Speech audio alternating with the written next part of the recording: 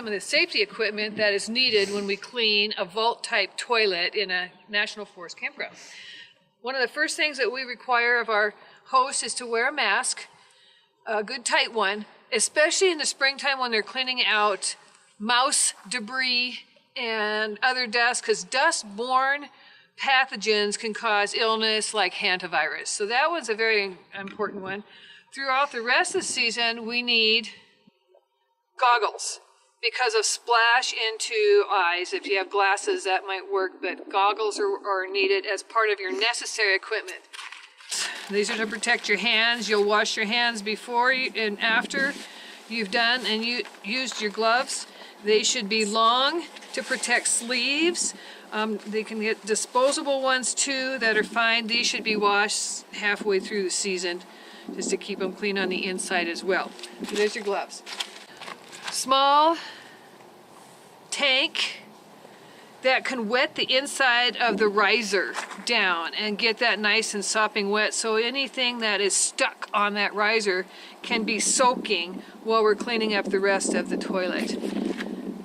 For cleaning the riser, a double-sided bucket is ideal. It uses two sides, one for scrubbing the inside of the riser, another for scrubbing the outside of the riser. And these are clearly marked so that we don't mix up our water. We fill these up most of the way with water, and you'll put in your bleach product for sanitizing and your soap. Some chemicals have the disinfectant in it already, and then you just have one thing to add. We have two brushes.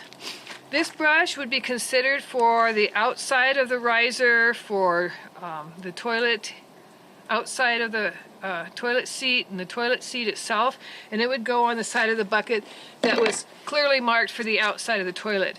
This brush is a very stiff natural bristle. It goes on the inside of the toilet, and it's used to scrub off the dried on feces. We also put an extra scrubber on there, and people can modify these brushes like that, but you want to keep track of this brush as biohazard since it is in contact with raw feces, and that goes on the side of the bucket marked for the inside of the toilet. We have a safety keeper. Outside of the toilet will be wet from the scrub brush. Everything has to be dried, and this can be disposed of as a biohazard at that point then too. We have various spray bottles. Spray bottles will have disinfectant and soap in it for anything that needs to be cleaned and scrubbed thoroughly. Another bottle will be for any deodorant that needs to be sprayed in the bathroom to help the bathroom stay smelling fresh.